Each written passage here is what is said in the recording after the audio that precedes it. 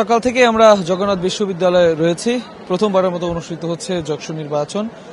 যেমনটা জিজ্ঞাসা করলেন যে কত পার্সেন্ট ভোট পড়েছে, আমরা যতটুকু জানতে পেরেছি প্রায় 50% ভোট কিন্তু এরই মধ্যে কাস্ট হয়েছে। বাইরে কিন্তু প্রচুর পরিমাণে মানুষের অবস্থান আমরা দেখেছি। কিছুক্ষণ আগেও আমরা বাইরে ছিলাম, তখন কিন্তু দেখেছি যে অনেক মানুষ কিন্তু ভিড় করছেন। বাইরে যারা আছেন সবাই কিন্তু আসলে শিক্ষার্থী নন, এবং বিশেষ করে ছাত্রদল ছাত্র শিবিরের কথা বলা হচ্ছে যে তাদের বাইরের অন্যান্য জায়গার যে কর্মী যারা আছেন তাদেরকে আসলে সমবেত করা হয়েছে, এবং যেটার কারণে আসলে ভোটের যে ফলাফল হবে সেই ফলাফলে আসলে প্রভাব পড়ার একটা সম্ভাবনা রয়েছে, সেই আশঙ্কার কথা কিন্তু তারা জানিয়েছেন। এছাড়া আসলে ব্যালট পেপারের ভোটার যে স্লিপটা রয়েছে সেই ভোটার স্লিপের পেছনে বিভিন্ন প্যানেলের ছবি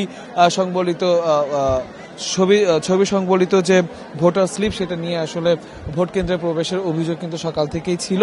পরবর্তীতে কিন্তু আসলে শিক্ষক সমিতির পক্ষ থেকে আসলে যে একটা প্রেস ব্রিফিং করা হয়েছে, তারা কিন্তু বলেছিলেন যে যদি অনুমতি থাকে তাহলে সবারই অনুমতি থাকা উচিত। যক্ষু নির্বাচনে ভোট গ্রহণ যদিও শুরু হওয়ার কথা ছিল 8:30 নাগাদ, কিন্তু সেটা শুরু হতে হতে 9টা এবং 9:15 পর্যন্ত কিন্তু বেজে গেছে সময় আমরা দেখেছি, এবং ভোট গ্রহণ কিন্তু পুরোদমে চলছে এখনো পর্যন্ত। সেই ভোট গ্রহণ আসলে 3টা পর্যন্ত আসলে যারা লাইনে দাঁড়াবেন তাদের কিন্তু ভোট গ্রহণ করা হবে, সেটা যতক্ষণই লাগুক।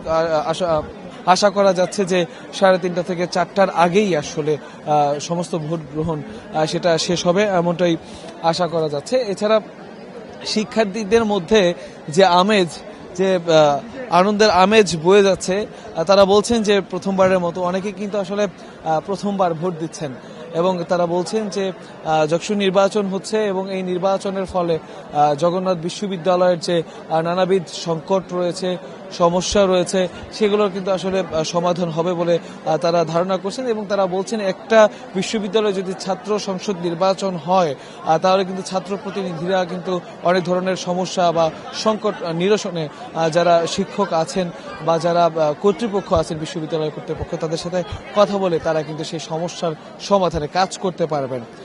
তো হয়, এই ছিল এখনকার মতো জগন্নাথ বিশ্ববিদ্যালয় থেকে যক্ষু নির্বাচনের সবশেষ খবর।